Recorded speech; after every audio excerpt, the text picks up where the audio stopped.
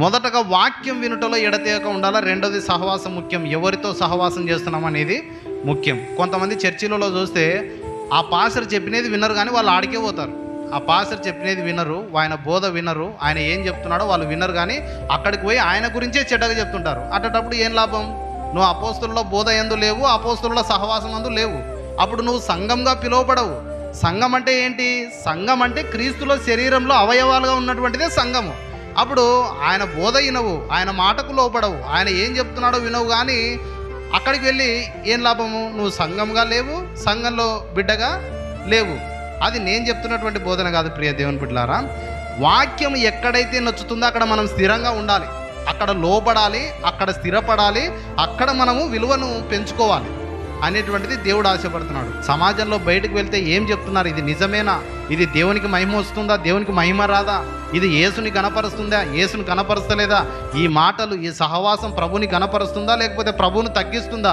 దేవుని పేరును కనపరుస్తుందా దేవుని పేరును చెడగొడుతుందా అని చెప్పి మనం గ్రహించగలిగినటువంటి బిడ్డలుగా ఉండాలి. సంఘం ఎప్పుడు ఇట్లా మారుతుంది? ఎప్పుడు సంఘము దేవునికి మహిమకరంగా మారుతుందంటే వాళ్ళు అపోస్తలుల బోధ యందు ఎడతెగక ఉన్నప్పుడు. రెండవది సహవాసమందు ఎడతెగక ఉండాలి.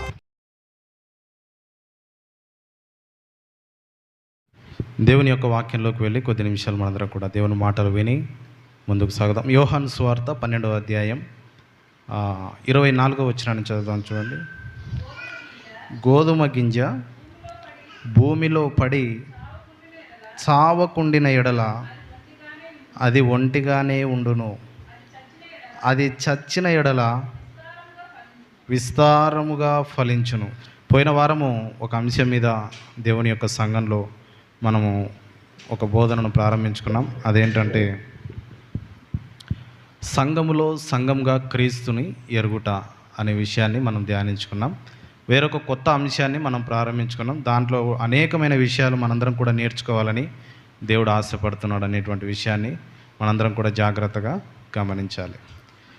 సంఘములో సంఘంగా క్రీస్తుని ఎరుగుట అనే అంశం మీద మనము ధ్యానించుకుందాం.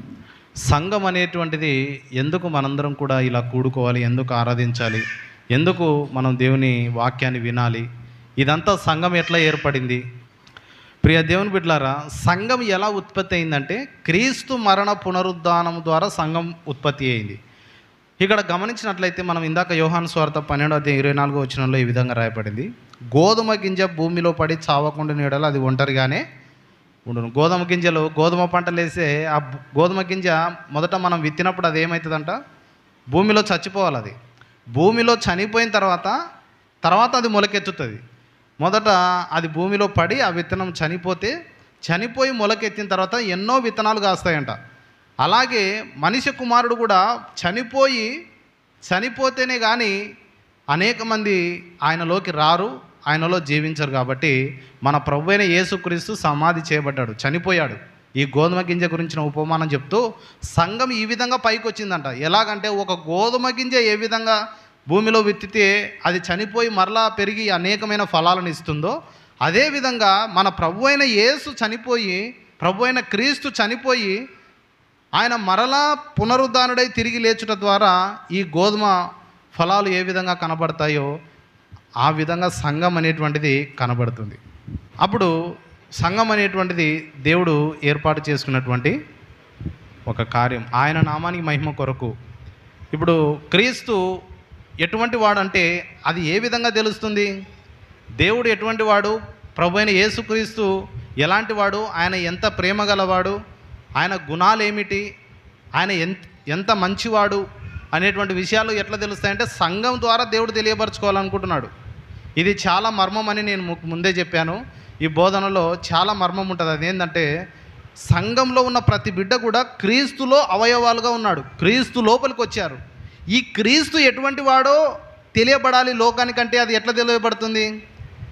ఈ దేవుడు ఎటువంటి వాడు, ఈ ప్రభు ఎటువంటి వాడు, ఈ సృష్టికర్త ఎటువంటి వాడో లోకస్తులకు ఎట్లా తెలియబడుతుందంటే సంఘం ద్వారా దేవుడు బయలుపరుచుకుంటున్నాడు. ఆయన ఎంత మంచివాడో, ఎంత ప్రేమమయుడో, ఎంత దయామయుడు అనేటువంటిది దేవుడు సంఘం ద్వారా ప్రతిబింబించబడుతున్నాడు అనేటువంటి విషయాలను మనం గమనించాలి. అయితే సంఘము కొన్ని విషయాల్లో అవగాహన కలిగి ఉండాలి, అలాగే కొన్ని విషయాల్లో స్థిరత్వం కలిగి ఉండాలని చెప్పి పరిశుద్ధ గ్రంథము గుర్తు చేస్తుంది. అపోస్తల కార్యాలు 2వ అధ్యాయం, అపోస్తల కార్యాలు 2వ అధ్యాయం 42వ వచనం చదువుదాం చూడండి. వీరు అపోస్తలుల బోధ యందు, సహవాసమందును, రొట్టె విరుచుట యందును, ప్రార్థన చేయుట యందును ఎడతెగక ఉండిరి. ఆదిమ సంఘం ఎట్లా ప్రారంభమైందంటే, ఇంచుమించు 3000 మంది రక్షింపబడినప్పుడు, పేతురు ప్రసంగం చేసినప్పుడు దేవుని ఆత్మ వారి మీదకి దిగి వచ్చినప్పుడు ఇంచుమించు 3000 మంది రక్షింపబడి వారందరూ కూడా సంఘంగా ఏర్పడి వాళ్ళందరూ కూడా దేవుని స్తుతిస్తున్న సమయంలో వాళ్ళందరూ కూడా ఏ విధంగా నడుచుకున్నారో మనందరం కూడా తెలుసుకోవాలా. దేవుని బిడ్డలైనటువంటి వారు ఈ విషయాలు తెలుసుకోవాలా. ఆదిమ సంఘం ఏ విధంగా ప్రారంభమైంది, సంఘం అంటే ఏమిటి, ఆ సంఘం ఏ విధంగా కొనసాగింది, ఆ సంఘంలో ఏవేవి ఉన్నాయి అనేటువంటి విషయాలు తెలుసుకోవాలని చెప్పి పరిశుద్ధ గ్రంథము గుర్తు చేస్తుంది. మొదట వారు అపోస్తలుల బోధ యందు ఉన్నారంట, రెండవదిగా సహవాసమందును, మూడవదిగా రొట్టె విరుచుట యందును, నాలుగవదిగా ప్రార్థన చేయుట యందు ఎడతెగక ఉన్నారంట. ఈ 4 విషయాల్లో వాళ్ళు తప్పిపోలే. అపోస్తలుల బోధ అంటే, అపోస్తలులు అంటే ఎవరు? దేవుని చేత పంపబడిన వారు అపోస్తలులు. దేవుడు ఎవరైతే పంపిస్తాడో వారు అపోస్తలులు. వారి బోధ యందు ఎడతెగక ఉండాలని చెప్పి దేవుని యొక్క వాక్యము గుర్తు చేస్తుంది. చూడండి, దేవుని యొక్క వాక్యము ఎక్కడైతే మనల్ని ఆత్మీయంగా కడుతుందో, దేవుని యొక్క వాక్యం ఎప్పుడైతే మన ఆధ్యాత్మిక జీవితాన్ని మారుస్తుందో ఆ బోధ యందు ఎడతెగక ఉండాల. అంటే అపోస్తలుల బోధ ఎప్పుడు కూడా వింటూనే ఉండాల. సమయం దొరికినప్పుడల్లా వాక్యం వింటూనే ఉండాలా.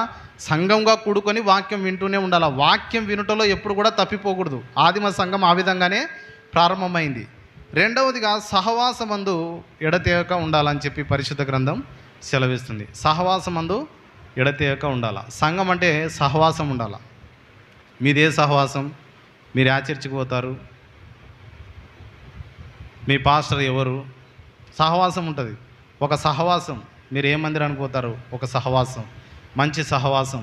మాకంటూ ఒక సహవాసం ఉంది, మాకంటూ ఒక సంఘం ఉంది, మాకంటూ ఒక మంచి బోధన, మాకంటూ సేవకుడు ఉన్నాడు, మాకంటూ ఒక మంచి సంఘం ఉంది అని చెప్పి నీ సహవాసం అనేటువంటిది స్థిరంగా ఉండాలి. సహవాసం అనేటువంటిది చాలా ప్రాముఖ్యం. చూడండి, దేవుడు ఆశిస్తున్నటువంటి కార్యం ఏంటంటే, మొదటగా వాక్యం వినుటలో ఎడతెగక ఉండాలా. రెండోది సహవాసం ముఖ్యం. ఎవరితో సహవాసం చేస్తున్నాం అనేది ముఖ్యం. కొంతమంది చర్చిలలో చూస్తే ఆ పాస్టర్ చెప్పినది వినరు, కానీ వాళ్ళు ఆడికే పోతారు. ఆ పాస్టర్ చెప్పినది వినరు, ఆయన బోధ వినరు, ఆయన ఏం చెప్తున్నాడో వాళ్ళు వినరు, కానీ అక్కడికి పోయి ఆయన గురించే చెడ్డగా చెప్తుంటారు. అట్టేటప్పుడు ఏం లాభం? నువ్వు అపోస్తలుల బోధ యందు లేవు, అపోస్తలుల సహవాసం అందు లేవు. అప్పుడు నువ్వు సంఘంగా పిలువబడవు. సంఘం అంటే ఏంటి? సంఘం అంటే క్రీస్తులో శరీరంలో అవయవాలుగా ఉన్నటువంటిదే సంఘము. అప్పుడు ఆయన బోధ వినవు, ఆయన మాటకు లోపడవు, ఆయన ఏం చెప్తున్నాడో వినవు, కానీ అక్కడికి వెళ్ళి ఏం లాభము? నువ్వు సంఘంగా లేవు, సంఘంలో బిడ్డగా లేవు. అది నేను చెప్తున్నటువంటి బోధన కాదు ప్రియ దేవుని బిడ్డలారా. వాక్యం ఎక్కడైతే నచ్చుతుందో అక్కడ మనం స్థిరంగా ఉండాలి, అక్కడ లోపడాలి, అక్కడ స్థిరపడాలి, అక్కడ మనము విలువను పెంచుకోవాలి అనేటువంటిది దేవుడు ఆశపడుతున్నాడు. కాబట్టి వాక్యం వినటంలో, సహవాసంలో ఎడతెగక ఉండాలి. ఎందుకంటే ఇది చాలా ప్రాముఖ్యం. ఎందుకంటే మీరు ఆలోచన చేసినట్లయితే ఈరోజు సాతాను ఏ విధంగా వస్తున్నాడంటే, సాతాను బాగా తెలుసు దేవుని బిడ్డల్ని మోసం చేయాలంటే బైబిల్ పట్టుకునే రావాలా. ఇది జాగ్రత్తగా గమనించండి. దేవుని నమ్మిన బిడ్డల్ని మోసం చేయాలంటే అపవాది గొర్రె తోలు దలించుకొని తోడేలు బుద్ధి కలిగి వస్తుందంట. పైన చూడడానికి గొర్రె వల్లనే ఉంటుంది, కానీ అది తోడేలు. ఆ తోడేలు ఎటువంటిది అంటే చూడనీకి గొర్రెలాగానే కనపడుతుంది, కానీ అది గొర్రె కాదు. దాని లోపల ఆలోచన వేరే, తోడేలు బుద్ధి ఉంది అనమాట. కాబట్టి మీరు సాహసం వాక్యం వినడంలో జాగ్రత్తగా ఉండాలి ప్రియ దేవుని బిడ్డలారా. ఈ కాలంలో దుర్బోధలు ఎక్కువైపోయినాయి. మీరు పొలంలో ఉంటే పొలంలోకి వస్తారు, ఇంటికాడ ఉంటే ఇంటి దగ్గర కూడా వచ్చి ఏమంటారంటే చాలా దుర్బోధలు ప్రారంభమైనాయి. క్రీస్తు విరోధి ఆత్మ అని చెప్పి పరిశుద్ధ గ్రంథం మాట్లాడుతుంది. రానున్న కాలంలో మీకు అనేకమైన విషయాలు నేను చెప్తాను. క్రీస్తు విరోధి ఆత్మ ఒకటి వస్తుందంట. క్రీస్తు విరోధి ఆత్మ అంటే క్రీస్తుకు వ్యతిరేకంగా బోధించే బోధ. యేసు ప్రభుకి ఏది ఇష్టమో అది బోధించరు వాళ్ళు. దేవుని గణపరిచే బోధన వాళ్ళు చేయరు. నిన్ను యేసు యొద్దకు నడిపించరు. యేసుని గణపరచని మాటలన్నీ కూడా బోధించడానికి, వివరించడానికి వాళ్ళు ముందుకు వస్తారు. క్రీస్తు విరోధి ఆత్మ అంటే, క్రీస్తు విరోధి ఆత్మ అంటే ఎవరు? దయ్యం పట్టినోళ్ళు. ఈ దయ్యం పట్టినోళ్ళు ఎట్లుంటారంటే క్రీస్తుని గణపరచరు. ప్రియ దేవుని బిడ్డలారా, ఈ లోకంలో ఒక బోధన విస్తరిస్తుంది. దాని విషయంలో మీరు జాగ్రత్తగా ఉండాలని చెప్పి ఈ విషయాలు మీకు చెప్తున్నాను. అదేంటంటే పరలోకపు తల్లి ఉంది, అది మీకు తెలుసా అని మొదలైంది ఇప్పుడు. అందుకే సంఘం అన్ని విషయాలు అప్రమత్తంగా ఉండాలి. అందుకే గమనించాలి. పరలోకపు తల్లి ఉంది. దేవుడు ఏమన్నాడు? మన పోలిక చొప్పున మన స్వరూపమందు నరులను చేద్దాం అన్నాడు కదా. అంటే మనకు తండ్రి ఎట్లున్నాడో అట్లా తండ్రి పరలోకంలో ఉన్నాడు. మనకు తల్లి ఎట్లా ఉందో పరలోకంలో కూడా మనకు తల్లి ఉంది. ఆ తల్లి గురించి మీకు తెలుసా అని బోధ చేయడం ఇప్పుడు కర్నూలులో ఒక 5-6 సంవత్సరాలది ప్రారంభించి తప్పుడు బోధ అనమాట. అంటే వాళ్ళు కూడా బైబిల్ పట్టుకొనే వస్తారు. మేము కూడా యేసునే నమ్ముకున్నాం, మేము కూడా యేసయ్యనే నమ్ముకున్నాం. అయితే బైబిల్లో కొన్ని విషయాలు మీకు తెలుసా, మీ విశ్వాసం బాగుందా, స్థిరంగా ఉన్నారని చెప్పి మనల్ని త్రోవ తప్పిస్తారనమాట. యేసు ప్రభు పేరట మీరు ప్రార్థన చేయకూడదు, యేసు ప్రభువును మీరు అడగకూడదు, తండ్రిని మాత్రమే అడగాల, తండ్రి ఇలాగే పరలోకంలో ఒక తల్లి ఉందని మీకు తెలుసా. ఇలాంటి తప్పైన బోధన సమాజంలోకి వచ్చింది, ఒకరోజు సంఘంలో కూడా వస్తుంది. అయితే సంఘం ఎప్పుడు స్థిరంగా ఉండాలా. అందుకే అపోస్తలుల బోధ యందు సహవాసం యందు స్థిరంగా లేదనుకోండి, ఎవరు చెప్తే వాళ్ళ మాటలు నమ్ముతాం అంతే. ఇంకా వాళ్ళు అది చెప్పినారు, వీళ్ళు ఇది చెప్పినారు, వాళ్ళు కూడా వచనాలే చూపిస్తారు. మళ్ళా ఈ వచనం ఎట్లా? తండ్రి కుమార పరిశుద్ధాత్మ నామమందు విశ్వాసం ఉంచని ప్రతి బోధన దుర్బోధనే. హల్లెలూయా. ఇంకొకరు యెహోవా సాక్షులని ఇంకొక బోధ, ఇంకొకరు పరలోకపు తల్లి మన భూమి మీద పుట్టింది, రెండవసారి యేసుప్రభు వస్తా అన్నాడు కదా, ఆయన వచ్చినాడు, ఆల్రెడీ వేరే కొరియా దేశంలో ఉన్నాడు, ఆయనను గురించి ప్రసంగించడానికి వచ్చినామని రకరకాలైన తప్పుదోవలు పట్టించడానికి ఈ లోకంలో వచ్చారు. అందుకే సంఘం ఏం చేయాలంటే, ఏం తెలియదు, మేము అజ్ఞానులం అన్నట్లు ఉండకూడదు. సంఘం ఎట్లుండాలంటే బోధ యందు ఎడతెగక ఉండాలా, సహవాసం యందు ఎడతెగక ఉండాలా. ఇది దేవుడు కోరుకుంటున్నటువంటి విషయం. అప్పుడు మనం దుర్బోధలను మనం ఎదిరించగలం. మనకేం తెలియదు అనుకో, ఎవరైనా ఏదైనా చెప్తే అదే నిజం అనుకుంటాం. అవునండి, హల్లెలూయా. మనకు వాక్యం తెలియదు అనుకో, ఎవరైనా ఏదైనా చెప్తే అది నిజం అనుకుంటాం. నిజమే కదా, వాళ్ళు చెప్పింది నిజమే కదా అని మనం అనుకుంటాం. కానీ అట్లా ఉండకూడదు.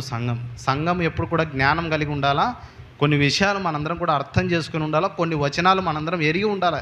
ఏం చెప్తున్నారు, ఏం బోధిస్తున్నారు, సమాజంలో బయటకు వెళ్తే ఏం చెప్తున్నారు, ఇది నిజమేనా, ఇది దేవునికి మహిమ వస్తుందా, దేవునికి మహిమ రాదా, ఇది యేసుని గణపరుస్తుందా, యేసుని గణపరుస్తలేదా, ఈ మాటలు ఈ సహవాసం ప్రభుని గణపరుస్తుందా లేకపోతే ప్రభువును తగ్గిస్తుందా, దేవుని పేరును గణపరుస్తుందా దేవుని పేరును చెడగొడుతుందా అని చెప్పి మనం గ్రహించగలిగినటువంటి బిడ్డలుగా ఉండాలి. సంఘం ఎప్పుడు ఇట్లా మారుతుంది, ఎప్పుడు సంఘము దేవునికి మహిమకరంగా మారుతుందంటే వాళ్ళు అపోస్తలుల బోధ యందు ఎడతెగక ఉన్నప్పుడు. రెండవది సహవాసమందు ఎడతెగక ఉండాలా. సహవాసం అనేది నీకు ఉండాలా. మూడవదిగా రొట్టె విరుచుట యందు ఎడతెగక ఉన్నారంట. వాళ్ళు ఒక్కరోజు కూడా తప్పిపోలే.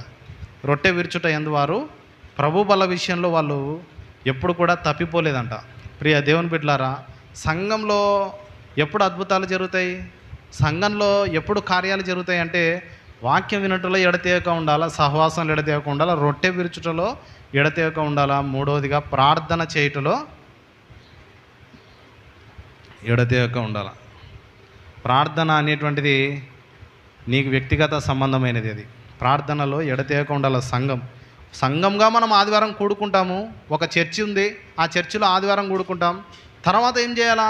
ఎడతెగక ప్రార్థన చేయాలా. ఇంటి దగ్గర ఉన్న మన అనుదిన జీవితంలో ప్రార్థన కలిగి ఉండాలా. అప్పుడే సంఘంలో ఎవరికైనా అనారోగ్యంగా ఉంటే, సంఘంలో ఎవరికైనా పరిస్థితులు బాగాలేకపోతే వారి కోసం ప్రార్థన చేయడం, ఈ ప్రార్థనలో ఎడతెగక ఉండాలని తెలియజేస్తుంది. అలాగే రెండవదిగా ప్రాచీన పురుషుడు, నవీన పురుషుడు అనేటువంటి విషయాన్ని కూడా మనం గమనించాం. కొలసీలకు రాసిన పత్రిక 3వ అధ్యాయంలో నుంచి కొన్ని విషయాలు చదువుతాను. ప్రాచీన పురుషుడు అంటే పాత స్వభావం కలిగినవాడు. ప్రాచీన పురుషుడు అంటే ఆదాములో నుంచి మనం వచ్చిన వారందరం కూడా పాత మనుషులం. ఆదాంలో నుంచి పుట్టిన తర్వాత ఆదాం పాపంలో పడిపోయినాడు కాబట్టి ఆదాంలో నుంచి వచ్చిన మనుషులందరూ కూడా పాపులే. అయితే ఇతనే ప్రాచీన పురుషుడు అనమాట. ఆదాంలో నుంచి ఎవరైతే వచ్చారో వారందరూ కూడా ప్రాచీన పురుషులు. ఎప్పుడైతే యేసుక్రీస్తును నమ్మి యేసులోకి వస్తామో అప్పుడు మనం నూతన పురుషులంగా మారిపోతున్నాం. అంటే పాత మనిషి చచ్చిపోతున్నాడు, కొత్త మనిషిగా పుడుతున్నాం. మనం కొత్త మనిషిగా పుడుతున్నాం, పాత మనిషి చచ్చిపోతున్నాడు. ఎవరు పాత మనిషి? ఆదాములో పుట్టి ఆదాము ద్వారా పెరిగి ఆదాము స్వభావం కలిగి ఆ పాప స్వభావం కలిగి పెరిగిన మనము పాత మనుషులం. ఎప్పుడైతే యేసుని నమ్ముకున్నామో పాత మనిషి చచ్చిపోయినాడు, కొత్త మనిషి ఇప్పుడు బ్రతుకుతున్నాడు. ఆ నవీన పురుషుని గురించి పరిశుద్ధ గ్రంథం మాట్లాడుతూ కొలస్సీ పత్రిక 5వ వచనం నుంచి చదువుదాం చూడండి, 3వ అధ్యాయం. కావున భూమి మీదనున్న మీ అవయవములను అనగా జారత్వమును, అపవిత్రతను, కామాతురతను, దురాశను, విగ్రహారాధన అయిన ధనాపేక్షను చంపివేయుడి. వాటి వలన దేవుని ఉగ్రత అవిధేయుల మీదికి వచ్చును. పూర్వము వారి మధ్య జీవించినప్పుడు మీరును వీటిని అనుసరించి నడుచుకుంటారు. పూర్వం ఎట్లా నడుచుకున్నారు? దేవుని నమ్మకం ముందు ఎవరేం చెప్పలే, ఏది తప్పో ఏది చెడో తెలియలే. ఏదో చిన్న మనసాక్షి గద్దిస్తే ఇది మంచి ఇది చెడు అని లోకంలో అందరూ బతికేటట్లు మనం బతికినాం. కానీ యేసు నమ్ముకున్న తర్వాత, ప్రభు అయిన యేసుక్రీస్తు నమ్మిన తర్వాత పూర్వం ఏ విధంగా నడుచుకుంటామో ఆ విధంగా ఇప్పుడు నడుచుకోకూడదని పరిశుద్ధ గ్రంథం స్పష్టంగా మాట్లాడుతుంది. పూర్వం ఏ విధంగా బతికినామో అదే బతుకును మనం బతకకూడదు. ఏంటి? జారత్వము, అపవిత్రత, కామాతురత, దురాశ, విగ్రహారాధన, ధనాపేక్ష చంపివేయండి దాన్ని. ఒకప్పుడు అవన్నీ కూడా మన లోపల ఉండేటివి, లోకస్తుల వల్ల నడుచుకుంటేవి. కానీ వాటన్నిటిని మీరు చంపివేయండి, అవి మీలో ఉండకూడదు. ఎందుకంటే మీరు నూతన పురుషులు, కొత్తగా జన్మించారు కాబట్టి కొత్తగా లక్షణాలు రావాలి అని చెప్పి పరిశుద్ధ గ్రంథం మాట్లాడుతుంది. అప్పుడు 8వ వచనం చూడండి. ఇప్పుడేం చేయాలా? మీరు నూతన పురుషుడుగా మారిన తర్వాత ఏం చేయాలా? పాతవన్నీ వదిలిపెట్టాలా? ఇప్పుడేం చేయాలా? మీరు కోపము, ఆగ్రహము, దుష్టత్వము, దూషణ, మీ నోట బూతులను వీటన్నిటినీ విసర్జించుడి. దేవుణ్ణి నమ్ముకున్నాం కానీ కొన్నిసార్లు బూతులు ఎట్లొస్తాయో, బూతులు గడ గడ గడ గడ మాట్లాడతాం కదా. ప్రియ దేవుని బిడ్డలారా, అది మనకు తగదు.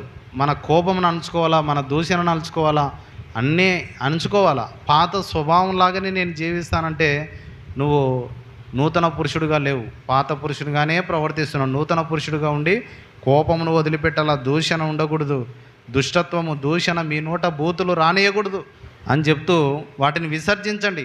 అంటే వాటి విషయంలో మీరు విసర్జించండి. విశ్వాసిగా ఉన్న తర్వాత మనం దేవునికి మహిమకరంగా జీవించాలి. 9వ వచనం. ఒకనితో ఒకడు అబద్ధమాడకుడి, ఏలయనగా ప్రాచీన స్వభావమును దాని క్రియలతో కూడా మీరు పరిత్యజించి జ్ఞానము కలుగు నిమిత్తము దానిని సృష్టించిన వాని పోలిక చొప్పున నూతన పరచబడుచున్న నవీన స్వభావమును ధరించుకొని ఉన్నారు. హల్లెలూయా. నవీన స్వభావమును మీరు ధరించుకొని ఉన్నారు కనుక, వాటిని పరిత్యజించారు కనుక మీరు ఈ విధంగా నడుచుకునండి అని చెప్పి, ఇందులో ఎట్టి వారిలో గ్రీకు దేశస్థుడని యూదుడని లేదు, కులమత భేదాలు లేవు, చిన్నోళ్ళు పెద్దోళ్ళు అని తేడా లేదు, ఎవరు తేడా లేదు. అందరూ కూడా నూతన పరచబడిన వారై క్రీస్తు యేసునందు ఏకమై ఉన్నారు. ఎవరైతే యేసునందు విశ్వాసం ఉంచుతారో వాళ్ళందరూ కూడా రక్షింపబడి దేవునిలో ఆశీర్వదించబడడానికి అవకాశం ఉన్నదని పరిశుద్ధ గ్రంథం సెలవిస్తుంది. అప్పుడు 3వదిగా బాప్తిస్మము. మొదటిది ఏంటి? సంఘము అపోస్తలుల బోధ యందు, సహవాసమందు, రొట్టె విరుచుట యందు, ప్రార్థన యందు ఉండాలి. 2వదిగా మన ప్రాచీన పురుషుడు చచ్చిపోయాడు, కొత్త వాళ్ళంగా మారాం కాబట్టి మనం అన్ని విషయాల్లో మార్పు చెందిన వారంగా ఉండాలి. 3వదిగా బాప్తిస్మము, ఆయన శిలువ మరణము తెలుపుతుంది. 3వదిగా బాప్తిస్మం గురించి మాట్లాడాం. బాప్తిస్మం తీసుకున్నాక ఒకళ్ళు దేవుని నమ్ముకున్నారు కానీ బాప్తిస్మం తీసుకోలే. ఒక సహోదరి ఏమని అడిగిందంటే, ఒక ఆమె బాప్తిస్మం తీసుకోలే కానీ చనిపోయింది, యేసుప్రభుని నమ్మింది కానీ చనిపోయింది. ఇప్పుడు పరలోకానికి పోతుందా, నరకానికి పోతుందా? దేవుని నమ్ముకొనింది కానీ బాప్తిస్మం తీసుకోలే, పరలోకానికి పోతుందా, నరకానికి పోతుందా? ఎందుకు నరకానికి పోతుంది? యేసుప్రభుని నమ్మింది కదా. ఉదాహరణకి యేసుప్రభుని నమ్ముకున్నాం చాలు, అంతే. బాప్తిస్మం తీసుకోరు, ఏం తీసుకోరు, అంతే. నువ్వు సంఘంగా ఎంచబడతలేవు, సంఘంలో సభ్యత్వం లేదు, సంఘంలో నువ్వు సహవాసంలో లేవు. మాది తెలంగాణ అయితే ఏంది ప్రూఫ్? మాది ప్రాగటూరు అయితే ఏంది ప్రూఫు? హల్లెలూయా, అర్థమవుతుందండి? మాది భారతదేశం అని చేతులు ఎత్తిన ఏది భారతదేశం అని ఏముంది నీ దగ్గర ప్రూఫు? ఆధార్ కార్డు తీసుకొని వస్తే అప్పుడు నమ్ముతాం, అంతేనా కదా? హల్లెలూయా, హల్లెలూయా. మాది పలానా ఊరు నేను నమ్ముతున్నా అంటే నువ్వు నమ్మితే సరిపోదు, నీది ఎవరో నువ్వు చూపించాలి, ఆధార్ కార్డు చూపించాలా. ఇప్పుడు ఫ్రీ బస్ అంటే బస్ ఎక్కిన తర్వాత ఏం చూపించాలా? తెలంగాణ కదా లేకపోతే ఆంధ్రప్రదేశ్ నుంచి వస్తున్నావు చూపించాలి కదా. అది చూపించకుండా నాకు తెలంగాణ నాది టికెట్ కొట్టు అంటే కొట్టరు. ఏది చూపి నువ్వు తెలంగాణనా కాదా? అలాగే పరలోక రాజ్యము నిత్య జీవం పొందుకోవాలంటే నేను యేసుప్రభు నమ్ముకున్నట్టే ఏది ఎట్లా నమ్ముకున్నావు చూపి అంటే బాప్తిసం తీసుకోవాలా నువ్వు. హల్లెలూయా, హల్లెలూయా, అర్థమవుతుందండి? యేసును ఎప్పుడైతే నమ్మావో అప్పుడే బాప్తిసం తీసుకోవాలి. ఇంకా బాప్తిసం తీసుకుంటే నువ్వు ఏం చేసినట్లు? ఆధార్ కార్డు తీసుకున్నట్లా. లోకస్తులందరికీ సంఘం ఎదుట నేను నిజంగా యేసును నమ్ముకున్నాను, యేసే నా దేవుడు, నా రక్షకుడు, ఆయననే నేను పూజిస్తాను, ఆయననే నేను వెంబడిస్తాను, ఆయననే నేను కొనియాడతాను, ఆయననే ఆరాధిస్తాను, ఆయననే స్తుతిస్తాను, ఆయన తప్ప నాకు వేరొక దేవుడు వద్దు అని చెప్పి నువ్వు ఏది చూపి ఎట్లా చూపిస్తావు? సంఘానికి, సమాజానికి బాప్తిసం తీసుకున్నట ద్వారా నువ్వు చూపించి దాన్ని నిరూపించుకుంటున్నావు. అది తీసుకోకుండా నేను దేవుని బిడ్డను, దేవుని సంఘము, నేను దేవునిలో నమ్ముకున్నాను అంటే అది ఆధార్ కార్డు లేని జీవితం. నీకు ఆధార్ కార్డు లేదనుకో నువ్వు తెలంగాణవా, ఆంధ్రప్రదేశ్వా, భారతదేశానివా, లేకపోతే పక్క దేశంలో నుంచి మా దేశంలో ఏదైనా బాంబు పెట్టడానికి వచ్చినావా అంటారు, అంతేనా కదా? అందరికీ ఆధార్ కార్డు ఎందుకు అవసరం? నువ్వు ఈ ఊరే నీది అని చెప్పి నీకు ఆధార్ అవసరం. అలాగే దేవుని బిడ్డగా నువ్వు నిజంగా యేసుని నమ్మినట్లయితే నీకేం కావాలా? బాప్తిసం అనేది ఉంటేనే పరలోక రాజ్యము మనం వెళ్తాం. కాబట్టి అది లేనప్పుడు మనం దేవుని ఆజ్ఞను మీరిన వాళ్ళము అవుతాం. రెండవదిగా బాప్తిసం అంటే ఏంటంటే యేసుక్రీస్తు మరణ పునరుద్ధానంలో పాలు పొందడం. ఇందాక చెప్పినాం కదా, గోధుమ గింజ భూమిలో పడి చనిపోకుండా అది మరలా ఫలించదు. హల్లెలూయా. నువ్వు పాత మనిషిగా చచ్చిపోకుండా ఎట్లా ఫలిస్తావు?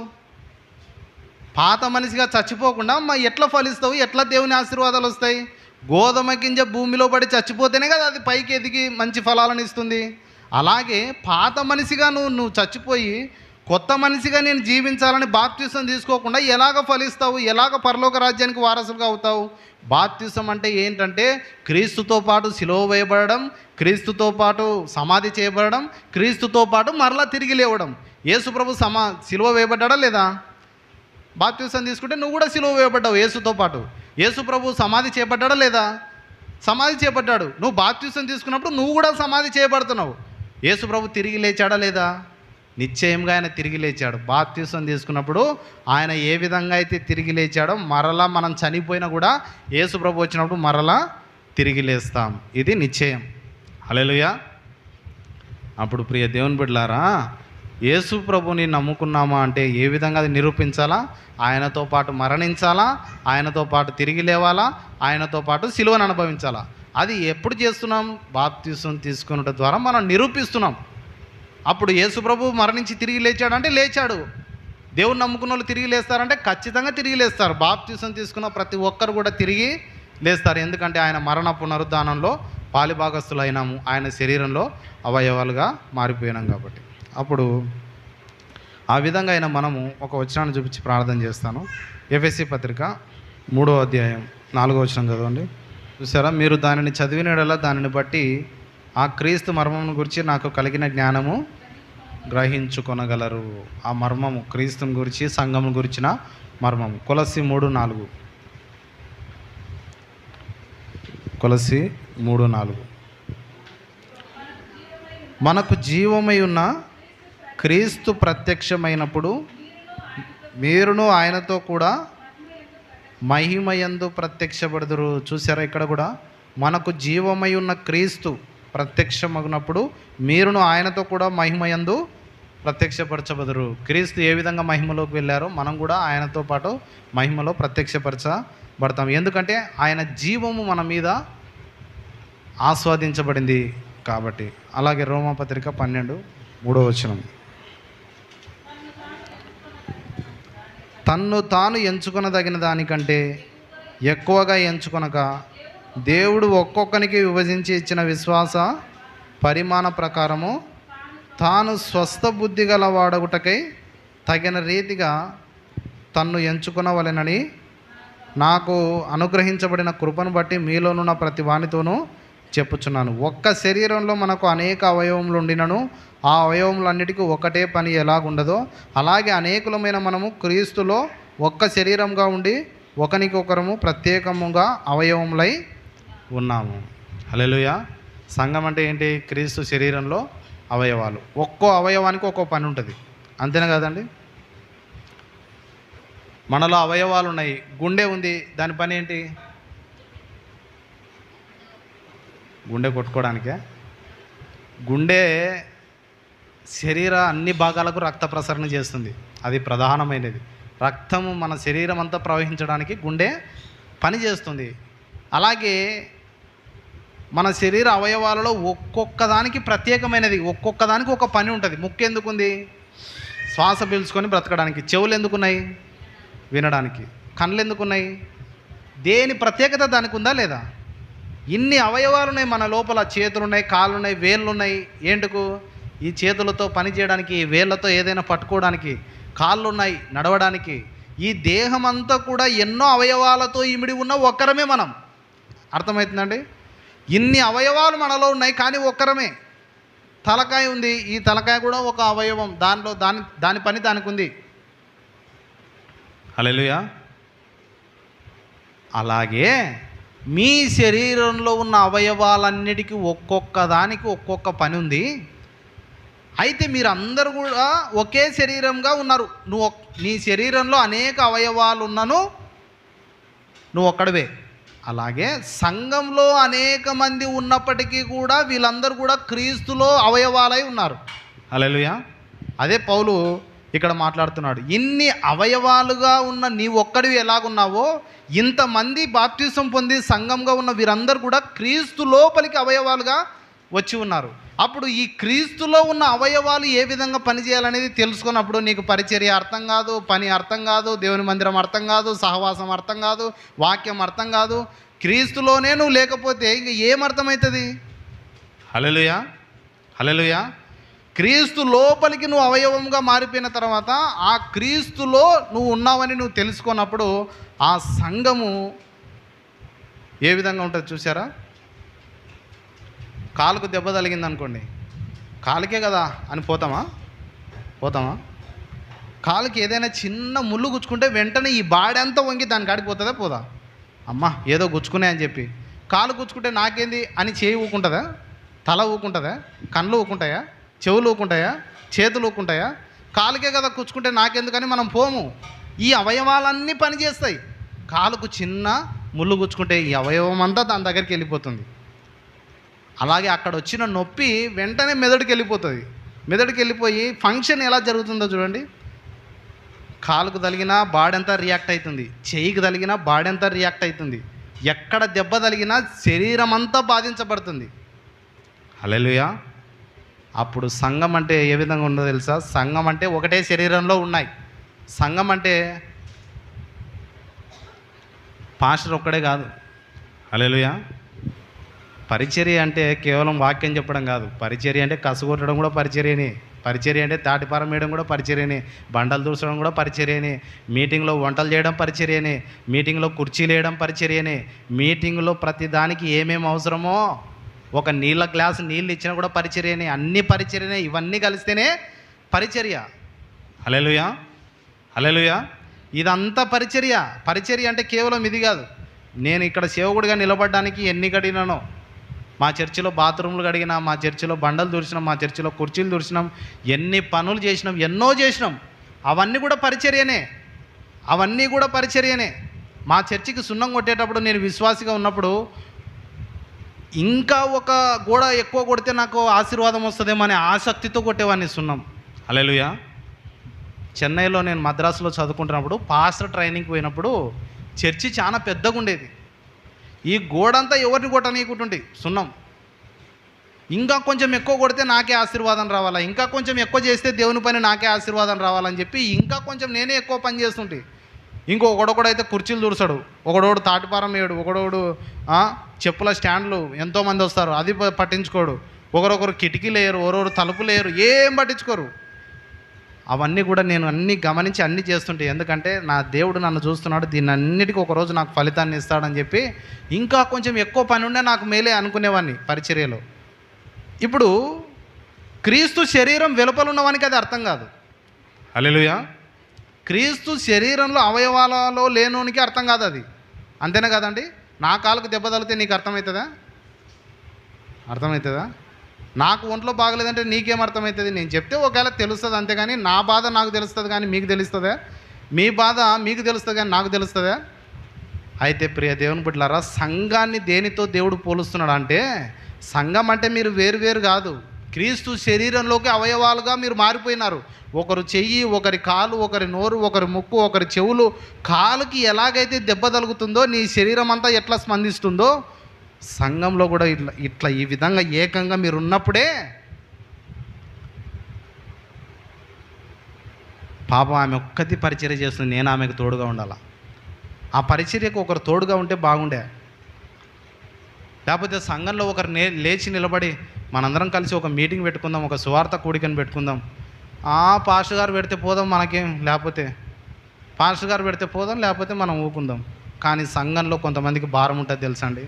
మంచిగా పరిచర్య చేసుకుందాం, వాక్యంతో ఆకలిగా ఉంటున్నాం, వాక్యం వినాలా, సహవాసం ఉండాలా, అందరం సహవాసం ఉండాలా, సంతోషమైన సంబరమైన సంఘంలో అందరం భోజనాలు చేసుకొని తినాలా. ఏదైనా కార్యక్రమాలు జరిగినా సంఘంలో భోజనం చేసుకొని అందరం కూడా సంఘంతో మన సంతోషాన్ని పంచుకోవాలా. క్రీస్తు అవయవాలుగా మనం గుర్తించినప్పుడే పరిచర్య ఎట్లా చేయగలుగుతాం? హల్లెలూయా. అందుకే ఆయన, నువ్వు క్రీస్తులో మొదట అవయవంగానే లేవు.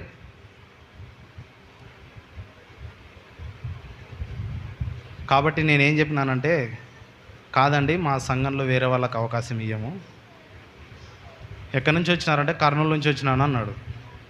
కర్నూలులో ఇప్పటికే దుర్బోధ విస్తరించిపోయింది. యేసును పక్కన పెట్టి మనకు పరలోకపు తల్లి ఉంది, నువ్వు పాపం చేసినా కూడా నువ్వు నరకానికి పోవు, పరలోకానికి పోతావు అని చెప్పి మళ్ళీ అదొక బోధన మొదలైంది. హల్లెలూయా. మద్యపానం సేవిస్తే అనారోగ్యానికి గురవుతామా కామా? పొగ తాగితే అనారోగ్యానికి గురవుతామా కామా? అవుతాం కదండి. విషయం తింటే చచ్చిపోమా? నీకు విషయం తిన్నా ఏం కాదు, పొగ తాగినా ఏం కాదు, మందు తాగినా ఏం కాదు, నువ్వు ఎన్ని తప్పులు చేసినా, అపవిత్రంగా బతికినా నువ్వు ఏం నరకానికి పోవు. మీరు చెప్పేదంతా తప్పు. బైబిల్లోది వచనంది నేను చూపిస్తానని చెప్పి యానో ఒక వచనం పట్టుకొని వస్తాను నీ దగ్గరికి. అటువంటి వాళ్ళందరికీ మనం బోధన ఇవ్వలేం. హల్లెలూయా.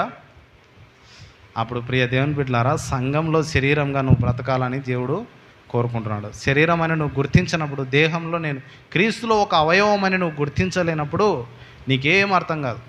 పరిచర్య, సంఘము, సంఘ కార్యక్రమం, సంఘంలో సహవాసం, బోధన, రొట్టె విరుచుట, ప్రార్థన, ఇవన్నీ కూడా నీకు అర్థం కావాలా. ఈ భారం అంతా నీలో పెరగాలంటే నువ్వేం చేయాలా? నేను ఫస్ట్ క్రీస్తులో ఒక చైన్గా ఉన్నాను, క్రీస్తులో ఒక రైట్ హ్యాండ్గా ఉన్నాను, క్రీస్తులో ఒక మెదడుగా ఉన్నాను, క్రీస్తులో ఒక గుండెగా ఉన్నాను, క్రీస్తులో నేను ఒక కాలుగా, ఒక పాదంగా ఉన్నాను. కాబట్టి ఏదైనా సంఘానికి సంబంధించింది నాదే, ఏ కార్యక్రమమైనా నాదే అని నువ్వు గుర్తించగలిగినప్పుడు అప్పుడు క్రీస్తులో అవయవాలు. ఇప్పుడు క్రీస్తుకు తెలుస్తుందా తెలియదా? హల్లెలూయా. నా కాలు నడుస్తుంటే నాకు తెలిసిపోతుంది, నా చేతులు పని చేస్తుంటే నాకు తెలిసిపోతుంది, నా శరీరం ఏమేం పనులు చేస్తున్నాయో అన్నీ నాకు తెలిసిపోతుంది. నువ్వు క్రీస్తులో ఉండి నువ్వు చేస్తున్నావు అనుకో, ఒక పాదంగానో, ఒక చెయ్యిగానో, ఒక నోరుగానో, ఒక కన్నుగానో, ఒక చెవులుగానో, ఏదో ఒక అవయవంగా నువ్వు దేవుని మందిరంలో దేవుని కొరకు ఎవరు చూడకపోయినా నువ్వు చేస్తున్నప్పుడు ఎవరు చూస్తున్నారు? క్రీస్తు అవయవంగా ఉన్నందుకు ఖచ్చితంగా దానికి క్రీస్తు గ్రహిస్తూ ఉన్నాడు. హల్లెలూయా. క్రీస్తు ప్రభు గ్రహిస్తూనే ఉన్నాడు. కాబట్టి క్రీస్తు దేహంగా ఉన్నామనే మనము ఆ విషయాల్లో గుర్తించుకొని చేరి ఉన్న ప్రతి బిడ్డలు కూడా మీరు దేవుని చేత దీవించబడాలని, ఈ కాలంలో దుర్బోధనల విషయంలో చాలా జాగ్రత్తగా ఉండి మనము దేవునికి మహిమకరంగా జీవించాలని ప్రేమతో తెలియజేస్తుంటున్నాను. తలలోంచి కళ్ళు మూసుకుందాం, ప్రార్థన చేసుకుందాం. వచ్చే వారం కొనసాగించుకుందామండి. నీవు నా తోడు ఉన్నావయ్యా, నాకు భయమేలనా యేసయ్యా, నీవు నాలోనే ఉన్నావయ్యా, నాకు దిగులేలనా యేసయ్యా, నాకు భయమేలా, నాకు దిగులేలా, నాకు చింతేలా, నాకు భీతియేలా, నీవు నా తోడు ఉన్నావయ్యా, నాకు భయమేల నా యేసయ్యా.